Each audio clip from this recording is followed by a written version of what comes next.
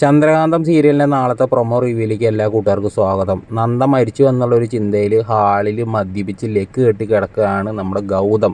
ആ സമയത്ത് നമ്മുടെ ലക്ഷ്മി വന്നിട്ട് പറയുന്നുണ്ട്, മോനെ നീ എന്താടായി കാണിക്കണത്, നീ ഒന്ന് സമാധാനപ്പെടുമെന്ന് പറയുമ്പോൾ ഗൗതം പറയാണ്, എൻ്റെ അർജുൻ പോയതൊരു വിധി, ഇപ്പം എൻ്റെ ഭാര്യ നന്ദയെ പോയി, എൻ്റെ കുഞ്ഞും പോയി, എന്തൊരു വിധിയാണ് ഭഗവാനെ എന്ന് പറഞ്ഞിട്ട് ഇങ്ങനെ പൊട്ടിക്കരയാണ്. അതൊക്കെ കണ്ടിട്ട് നമ്മുടെ പിങ്കി ആകെ മൊത്തം സങ്കടപ്പെട്ടിട്ട് ഇങ്ങനെ കരഞ്ഞുകൊണ്ടിരിക്കുന്നതാണ്.